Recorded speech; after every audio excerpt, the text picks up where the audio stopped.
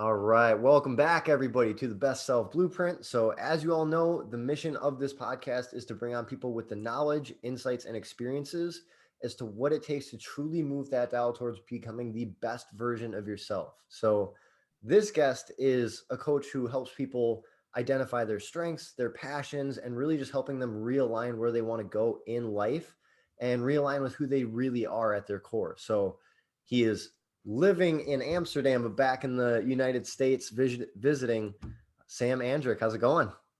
What's going on, Trevor? How are you doing? I'm good, man. I am very interested to hear your perspective on a lot of the life coaching and just character building practices. I think the best place to start is always like 101 level, right? So Yeah, for let's sure. say I come to you and I'm just completely lost. I don't know, I don't really know who I am. I don't know what I really want to do. What's the first step or like first couple steps that you take people through just to identify what the right path is? Yeah, great question. Before I jump into that, also just want to say thanks for having me on your podcast. I love the concept behind Best Self.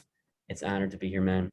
I And cool. appreciate that. So, yeah, jumping back to your question. So, I think the most important thing, especially when you have an initial conversation with somebody that's one on one, is just being a good listener. Um, because also like I think we're all in this journey together of self-development. We really truly want to be the best version of ourselves, because when we are that, we can help other people accordingly. But the path that I'm on right now to become, let's say, the best version of myself is completely different than somebody else's path, right? Of course, you can help other people with your insights, with your tools, with your past experience. But at the end of the day, what I think it really comes down to is first and foremost listening to that person and becoming more aware of what it is they actually need and seeing how you can best help them from there, instead of like just jumping into being like, okay, cutting them off, not really listening to what they actually are saying, and then from there just like projecting everything that you've learned, you've done onto them, because that's not always going to be the case. It's like every person has their own tailor-made way of working and learning and growing, right? Yeah. And that's so true. I definitely fell into the trap of that when I started coaching. It was I noticed I would learn something new and then I would try to shove it down every single person's throat that I talked to. And it got to the point where I realized it may work for one or two people, but everything doesn't work for everybody. If it did, we would be a lot more successful, a lot quicker because you could just regurgitate information. But yeah, no, I completely agree where it seems like how you deliver the message changes per person, but also what's actually going to help different people varies so drastically from case to case. Yeah. But let's say we identify like, okay, I know I want to I want like a career change. I want to just like add some variety to my life. So if we're talking about like the Tony Robbins core needs of like certainty, variety, love and connection, significance, growth, contribution. Let's say variety is the one that I'm really missing.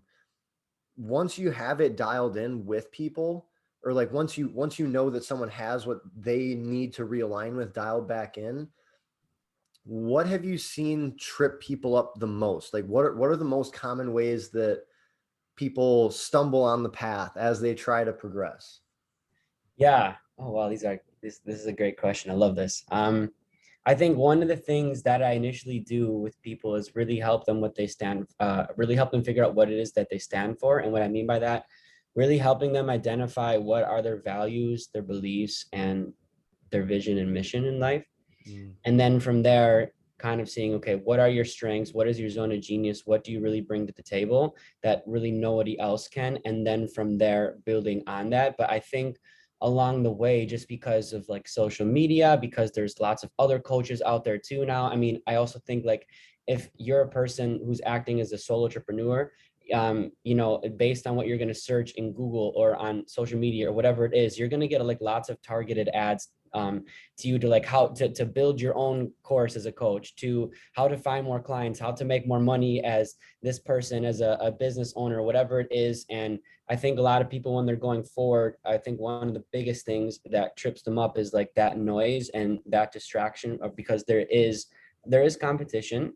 But more than anything, and I think the internet, it's a beautiful thing. You can look up and learn anything pretty much you want from the internet, but also again, then you're just being like shown so much information. And I think that's what happens to a lot of people, is that, okay, they kind of have a good base of who they are, what it is they want to do.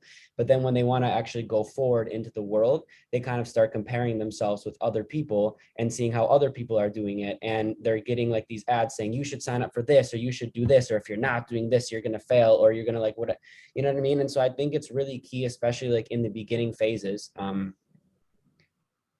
to find the best way to quiet all of that noise, like that works for you, as an individual, especially when you're initially creating like the foundation of who you are and what it is that you're going to offer, and how you're going to make a difference in this world. Because I think, yeah, you can like, I think when I begin with people, they're super enthusiastic, they're super excited, they're like, this is going to be amazing and blah, blah, blah, blah, and I can't wait to make a difference in the world.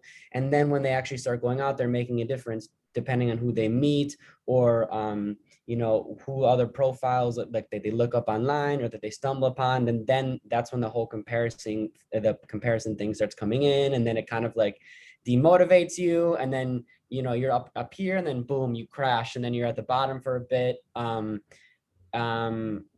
I guess one way around that, when that happens, is this thing that I learned that I think also helps a lot of people, when I talk about it, it's the chaos clarity continuum. And I think a lot of people like think that, for example, and I think it's the image that's painted to us by Hollywood or books that we read and things like that, but like it usually starts with somebody who's in kind of like in chaos, in darkness, confusion, they're lost, they don't know who they are, they don't know what's going on. And then throughout the storyline, like they go up, up, up, up, up until they have this like amazing moment of clarity, and then suddenly like all of their problems are fixed, and then for the rest of their existence they're just at the top, soaring and shining bright, and having the best time of their life. But really what actually happens is like the chaos clarity continuum. It's like, okay, you're down here, lost and confused, you have this aha moment of clarity, and then because we're human and we're forever progressing and changing, there's going to be moments again when you dip back down, right? And so usually like after that first moment of clarity that I have with the with my coachees, they're doing well for a while, and then boom, they dip back down. But I always remind them, when you're facing another moment of like confusion, right, et cetera, like chaos in a sense, it just means you're that much closer to then going back up again and having your next aha moment. And that's what it's going to be like for the rest of your life, is while you're working on yourself or trying new things in life. And does that make sense? That makes So a lot of sense. And I think too, one thing that I want people to take away from what you just said about, I'm just going to call it the CCC. So yeah. the Oh, right. CCC is like, you do, once you understand that concept, like not just listen to it, but truly understand that concept, you actually start to become grateful when chaos is upon you in your life, because you're about to start learning at a really rapid rate, and you're about to Yeah. level up, and you're about to break a barrier if you just stick with the process. And so that's where I think a big part of being able to brave those storms, if you will, is just that perceptual shift from, oh, this is so chaotic, this sucks, to, oh man, this is so chaotic, I'm about to level up, I'm about to get a lot of life lessons, I'm about to break through to a new level.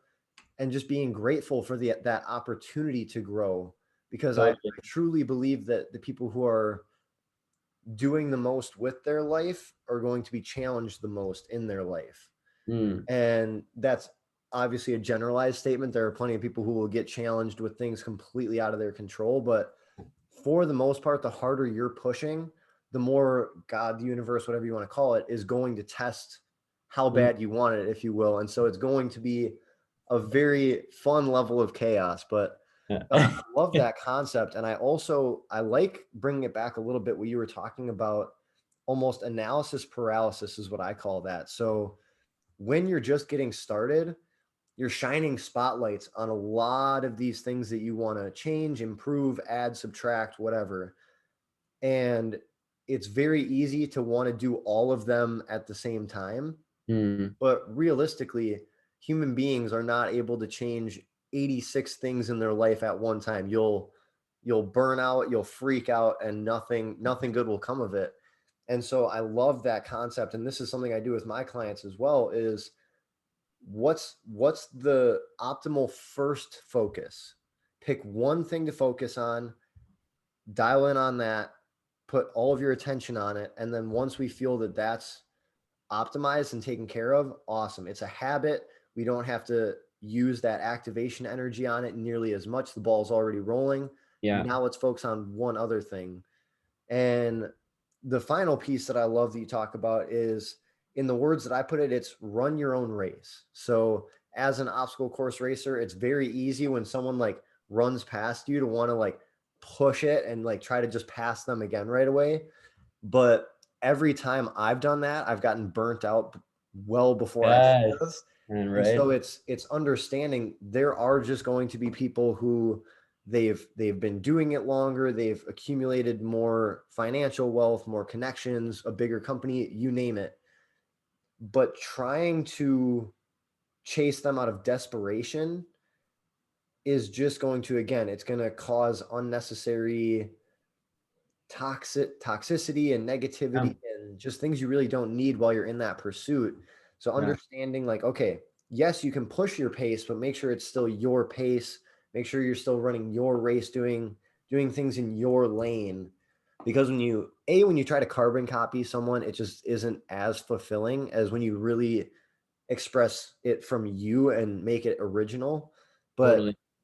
it's just when you're always comparing, I think what you said is right. When you use it as a tool and you just use it as like a learning device from these other people, that's really effective. But once you start just getting into that like toxic comparison mindset, it all just flushes. If it's like purely, if the comparison I think is like purely analytical, then it's fine. Like you can literally like pinpoint, okay, so then they have this or this, and maybe I could add this, or vice versa. I have this and this, and they don't have this, so that's nice. But I think over time, the ego kind of starts kicking in. And as soon as you feel like that's happening, and then you're kind of like measuring your self-worth uh compared to that other person and their successes, that's when it becomes a bit like, let's say, quote unquote dangerous, right? And I think um, oh shoot, what was I gonna say? And my mind is drawing a blank now. But yeah, keep going. It's gonna come to me. It was just right about like having to do with this topic.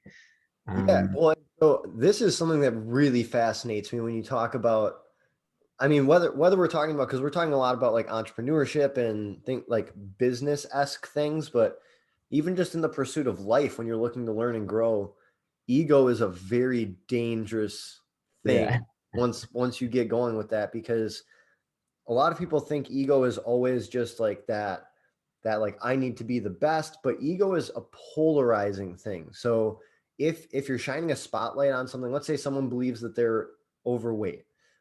Okay, they're not thinking, okay, every time I work out I'm the best of the best. They're used to thinking I'm the worst of the worst. So they think like, oh my God, if I go to the gym, everyone's going to be looking at me and everyone's going to be judging me. And, I'm just going to stay home because that's where I'm comfortable. yeah, And so it's not necessarily always going to trip you up because you're getting full of yourself. It's just a very polarizing thing. So it will push you to way over exaggerating yeah, like what's actually happening inside your head, where let's say, like I see this all the time in terms of physical transformations, just in the context of as a health and fitness coach, this is where I go with this. But let's say I get someone down 40 pounds. Well, their ego starts freaking out because they don't recognize themselves when they look in the mirror. And so subconsciously they'll start, eating a little unhealthier, they'll start drinking a little bit more, they'll start just very slowly sabotaging themselves yeah, because they crave that comfortable feeling of going back to like who they know they are, even if logically speaking they know that that's not the right thing to do. So Mhm. what have you experienced in that arena with ego, because I think anyone who's doing the type of coaching that I'm doing or that you're doing, you battle their ego a lot. Oh man, I love this question. I love this topic because I think it's just like it's an ongoing battle. But I don't mean that in a depressing, like we should all just give up kind of way. I mean it more as like an encouraging, inspiring way, in the sense of like every time you really have that struggle with your ego or you really feel it kicking in, I just use it as like a indicator to become more aware than of what is causing me to feel this way. Mm. And I think when you have more awareness, then you can more easily identify what it is that you feel like that's missing in yourself that like needs to be validated. Um, and that's making your ego kick in that way. And I think just in general, what I've really been learning along the way, especially because yeah, I just started coaching like within this past year. But like the whole entire year before that, leading up to it, I was in this constant state of like comparing myself to people all the time and like what other coaches were doing. And I just think I realized down the line, um, that like I was being very unfair to my own process, because like you said, at the end of the day, like you're your own competition and you should really only be your own competition. And I think when you truly make yourself your own competition, when you do make those milestones and when you do achieve things along the way, it feels a lot more satisfying. It feels a lot more gratifying than like if you're literally just doing something because you want to compete with somebody, you want to be better with somebody, or you want to be, you know what I mean? um so I think I really notice in those times, like what I used to do, I used to really fall back into bad habits and old patterns, like you said, when my ego would really kick in. You know, I'd feel like shit about myself, and then I would like binge eat or drink or like watch lots of porn or like just go back to like all these old habits that like, you know, like that just kind of make you feel like they're back in that comfort zone, like you like, you know, it just it pulls you right back in. And I think what I've been doing more recently, whenever my ego really kicks in that way, is if I do feel like, okay, I'm, you know, falling behind or I'm not good enough, or I feel like what I'm doing is shit, or I have this imposter syndrome or whatever it may be, right? I just like try to sit with that anxiety and I just try to sit with that pain and I just don't try to numb myself from it anymore. And I'm not perfect, like we're all human, right? But I really do realize also the more and more that I do that, and the more like I just accept whatever kind of emotional state I'm in, even if it is really freaking painful sometimes, I'm able to get out of it that much faster. And every time I get out of it, it's kind of like, oh, I'm still alive. Oh, I'm still here. And so then every time it happens, it feels less and less intense. And I get less and less off track when my ego kicks in. And now, like, I can get it where my ego kicks in. And maybe if I just have a few quick breathing techniques, or if I just, you know, everyone has their own kind of ritual that you need to find that works best for you. And I kind of found that like so much more quickly now I can get back on track and stay focused to really what my true mission is, what my vision is, but you know what I mean? So yeah. Yeah, dude, you're hitting a very powerful point right now. And that is somewhere along the line of what I call, well, I don't call it, I learned it from a book, but like we get domesticated almost. Part of that domestication process is learning to tuck your feelings under the rug. Like if you start to feel uncomfortable, go do something that makes you feel comfortable immediately.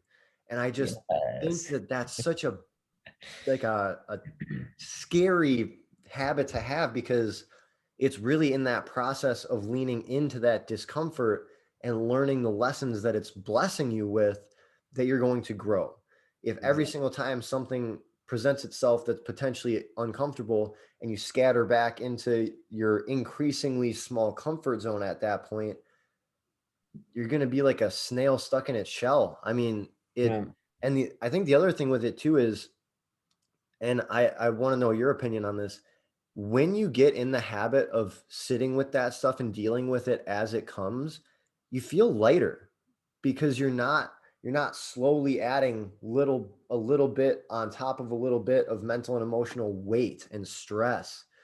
And the reason people don't think about it is because it's not like physical weight that you're putting in a backpack on your back that's weighing you down. But I mean, you can notice it when you're like mentally foggy. You can notice it when you're very like overly emotional, or like you're kind of tipped off way easier than normal. When there's just a lot of different ways to tell when that load is getting too heavy. And yeah, the way to like dump the load is to sit with it and just Yeah. experience that feeling. And so that's something, I mean, it's so important for everybody. Is it's okay to feel sad. It's okay Yeah. to feel mad. It's okay to feel lost and frustrated and disappointed and embarrassed.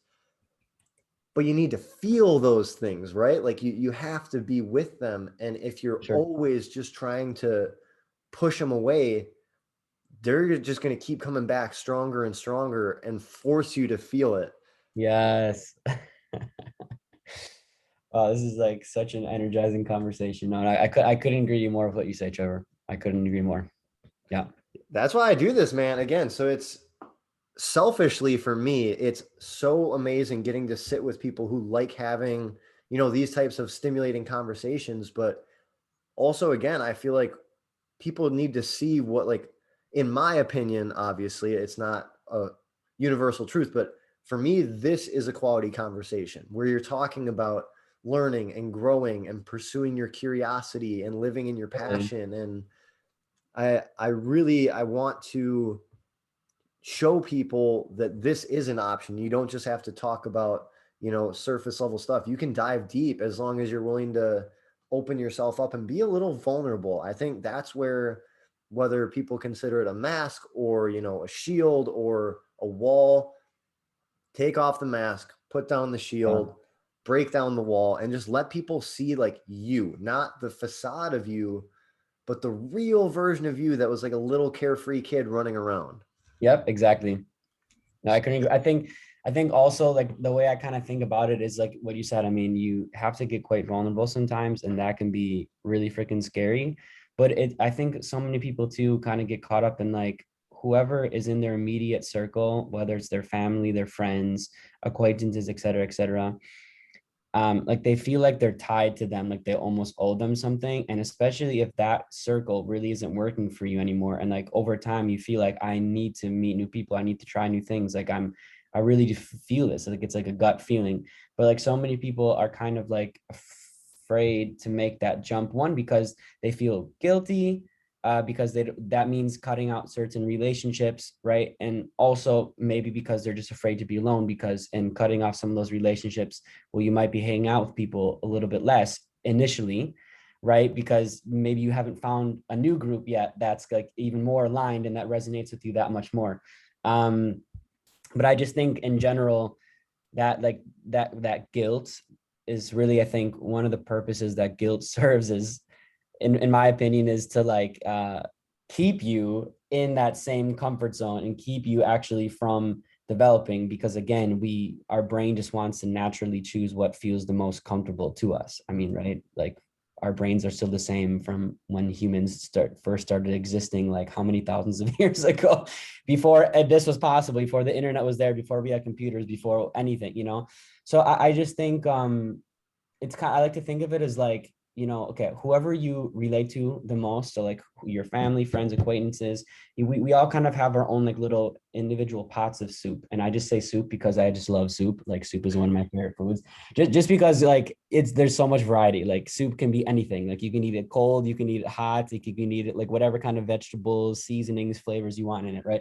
But like you kind of think about it as like a pot of soup. And of course, I'm in my own pot of soup. And when the time comes when you really feel like I need to try other soups or need to jump into another pot of soup, it's like it's so hard to see though at first where those other pots of soup are and how they are actually going to taste.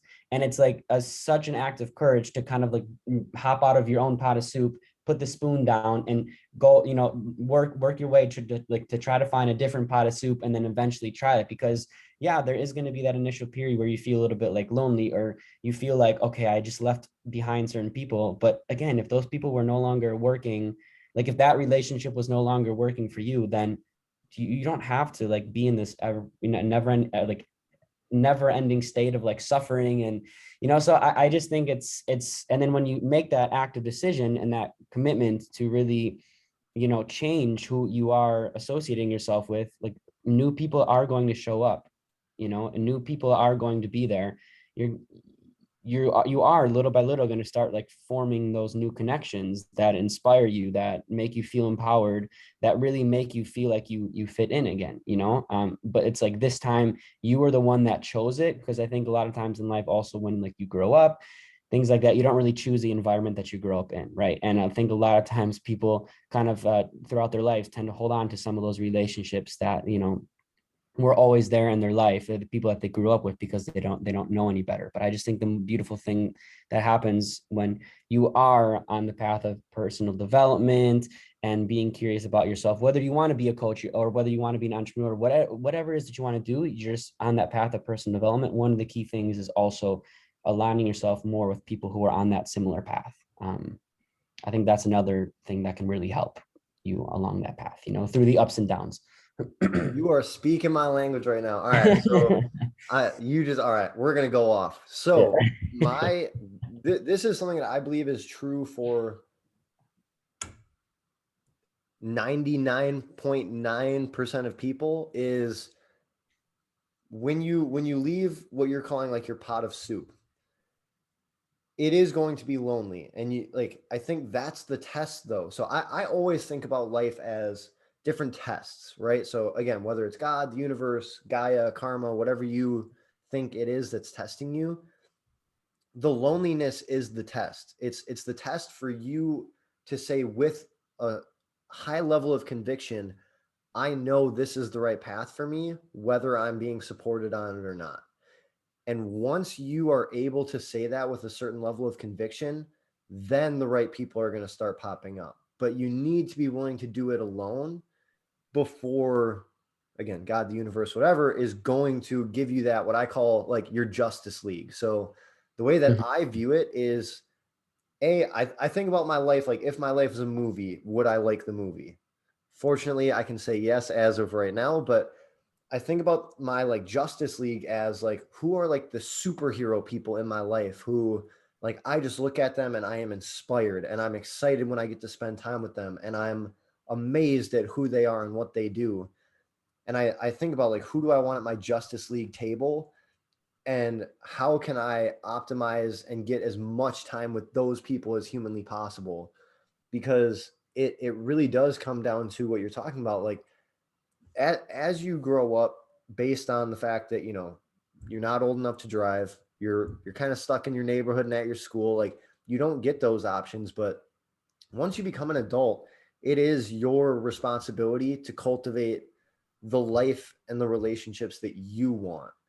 And so I think a big part of that is what you're talking about, like testing other soups. Like, if you've only been eating chicken noodle, how about you go try some minestrone or something, and like really get a feel for, again, kind of tying everything together, like taking action on who you really are, when you get the choice, not your parents, your coaches, your teachers, but like you choosing, figure out who you are, figure out what, at least right now, like what path you want to take, and then take that path with conviction.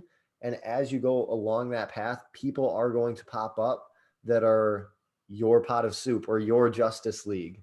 Exactly. Yeah. Exactly. So that to me is just, it's such a fundamental concept of a successful, joyous life. And it's one of those things, it's so simple, but like for anyone listening, like it is not easy. It's very easy to fall back into like, okay, you start this new path, you feel like you're on like the hero's journey, and then 3 weeks in it feels really uncomfortable, so you go hit up those people who make you feel like garbage Yeah. just because it's comfortable. So Yeah. what, and obviously it is a process, because I mean, you said you do it, I still do that as well, where every once in a while I'll slip up and, like you talked about, like just do something I know I shouldn't be doing, whether it's associations, whether it's just, you know again, like drinking or doing things like that. But um what to you is the best way, to just stay with that, almost what I call like tunnel vision on that journey. So like once it starts to get lonely, I know you talked about like keep in mind what your vision is, keep in mind those things, Yeah. but then how, because sometimes it just like goes on autopilot. My way of stopping it is I set up triggers. So for me, like when I one thing I do is I have a daily habits app. So every single day I'm making sure that I'm checking off certain things that will then not allow me to fall back into those habits. But Yeah. it's also like I have, through a lot of like trial and error, I've cultivated the habit of every time I go to a new environment, I reset and think about like what my intention is just for that environment. So like before I go into work, I'll stop for a minute and think about it. Before I work out, I'll stop and think about it. Before I go to family Christmas, I'll stop and think about it. Mm-hmm. What are kind of your go-to practices for staying within that intentional guideline? Great question.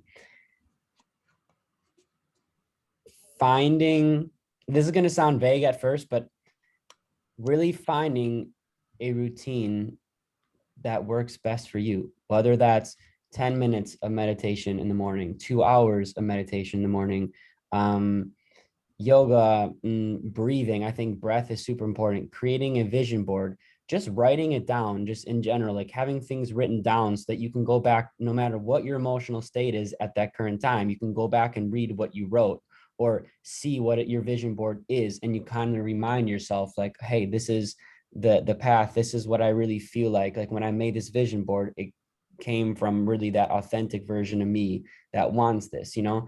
I think in general, if we're talking about more personally, I used to be like such an anxious person, like all the time, um, like constantly like trying to control things and like constantly like just anytime something new would happen or I would push myself outside my comfort zone, like just be terrified and like lose sleep overnight. And I think one of the things that really is helping me, and just I think I've incorporated in my life is like breathing, always being conscious of my breath, and also yoga.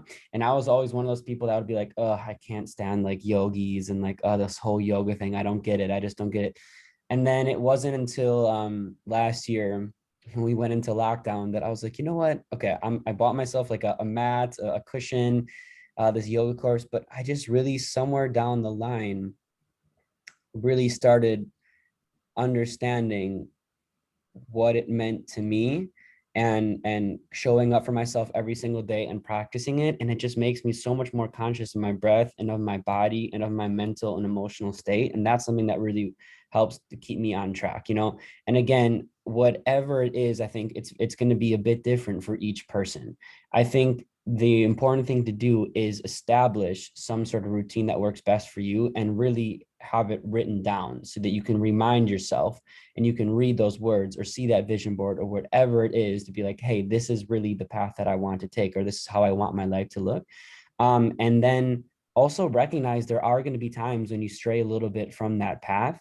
But I think what is key is to like never judge yourself. Like some, of course, like I'm like, again, you're just a person, like we're a walking ball of hormones and chemicals, and like that aren't going to always operate extremely optimally and perfectly as we want them to every single day.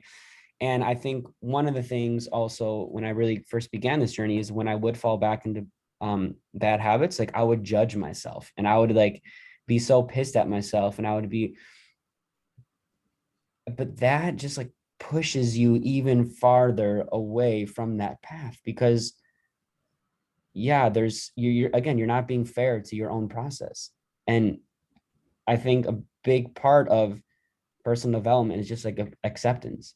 And so when you do fall off track, and if you do kind of, you know, like one of those old habits or bad habits kind of reappears and you engage in that, like if you just accept it right away, then after acceptance for me, like awareness comes. And then you can a lot more easily identify why did you fall back into that and set an active intention, you know, for that when you feel that way again or something similar happens, you're not going to do that or to try to do something else, right?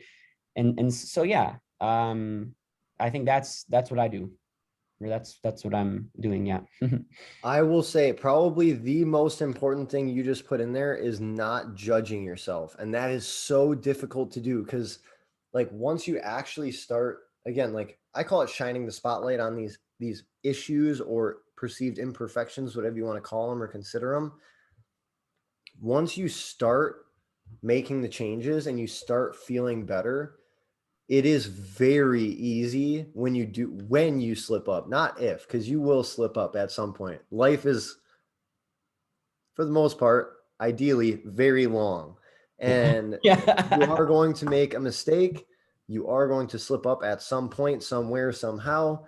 And it's when you do, it's, and I think this is a different concoction for different people, but like how much judgment is going to be healthy for you in order to like get you to not do it again without judging yourself to the point where again it's toxic, you're just making yourself feel worse. So for Yeah. me, especially let's say in terms of like nutrition, I do allow myself a certain amount of cheat meals or cheat days, but let's say like I'm just really craving a McDonald's cheeseburger or something like that and it's not a cheat day and I go eat it. Okay, there is for me a certain healthy level of like almost parenting myself and talking to myself and saying like, hey, like you know that wasn't right, right? Like you love your body, you respect your body, and that's not how you show it that. Like so you understand that, right? Yeah. Yes, Trevor, I understand that. Okay. So like what you can't do now is get mad at yourself, get upset with yourself because all you're going to do then is when you're mad and upset, you're going to go towards those comfort items, which is a McDonald's cheeseburger again. And It's like so a perpetuating state. exactly. So it's this very toxic cycle of like, if you do judge yourself past the point of like what's healthy, you're just going to fall into a bad spiral. And then all of a sudden, days or weeks or even months later, you have fallen back like 6 steps in your process of progression. And so, like, I do think, again, it's different for everybody, but figuring out what that level of analytical mind versus just non-analytical observational mind is for you, like your awareness, like you're talking about, figuring out that balance and understanding like what works for you in terms of like what'll get you back on track. So not letting yourself be too lackadaisical about it, but not making yourself feel bad about it, Yeah. which is a fine-tuned balance. And it takes some practice and swaying both sides of that equilibrium a little bit. Definitely. I mean, yeah, I have my moments where I'm just like, I love Papa John's pizza and the cookie pizza, and then like they're like is shoving my face, and then you're like, oh, why did I do that? But yeah, again, it's just like that. We're all people, like things like that. That's just one example. Your example of the McDonald's cheeseburger. I mean, like that stuff happens, But again, just instead of like judging yourself hardcore and being like, why the hell did you do it at? More just coming from like an awareness standpoint, be like, okay, I just did this. Is this like aligned long term? If I do this every single day with the person that I want to be or where I want to be? No. Okay. So then you know what I mean? It just coming from that point of view, I think is so much more effective. Yeah, and you said that so perfectly, and that's exactly how I think of. I mean, whether I had a great day or whether I had a character building day, we'll call it. I always think about that. Like everything I'm doing, everyone I'm talking to, I'm always having that, subconscious conversation in the back of my head of like, is this in alignment with that best version of myself? And that's one of the reasons I named my company that. It's not because I think I'm the best person ever to walk the earth. No, it's because it's a constant reminder to me when I wear this on my chest to be in pursuit of that person and to like Mm-hmm. channel that version of me as I go through my day. Mm-hmm. You're going to fall short. It's like, I guarantee you're going to fall short. I've never met a person ever who's been perfect 100% of the time, but it's that pursuit that's everything. Yeah. Well Cool said. beans, man. All right. So I always finish off with one last question, and I'm very curious what this is for you. I'm very curious what this question is going to be. So, what to you right now is the next step in you becoming your best self? Yeah, wow, that's a great question. Um, I really think the next step, and especially as I'm further pursuing this path of being a coach and having more and more clients, I think it's really just about giving. Um, yeah, just I think, and maybe to give you just a little bit more context to help better answer your question, I think the past year or so was more really deep diving into like who I am and identifying certain patterns, identifying where they come from, and moving past a lot of things that used to hold me back, right? In the past. And again, like I'm at a point where again, you always kind of, it's up and down. It's never just like always just fully going up, up, up like this. But I'm really at a point in my life where I'm confident to say like I am on the right path, and I really kind of have it those like loose ends figured out of like when I do fall short, how to kind of stay, on that path. And so now I think it really is about giving in that sense of really just showing up for the people that are willing to be helped and want to be helped, and just providing them with value and sharing and like fostering that connection and that growth, and really just providing an environment where other people can kind of identify again what they stand for, what are their strengths, and then how to really kind of build something out of that and go forward, do something that's that feels good to them, that's making a difference in the world and kind of raising the planet's frequency in a sense. So yeah. That's amazing. That is like the most noble thing you can do. And I mean, hour and a half ago having this conversation with a friend of mine.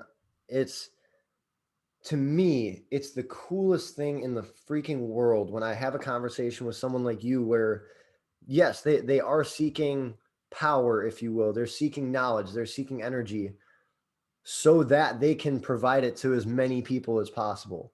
They're not doing it just for themselves. You're not doing it just for yourself. You can hear it in your voice. You're doing it so that you can go impact the world at as big of a scale as you possibly can. And again, like I said at the beginning, that's why I want to have people like you on here, is just to spread that message of being in pursuit of your best self and really truly wanting a whole community of people to do it as well. So, Sam, thank you for coming on here. I very, very much appreciate it.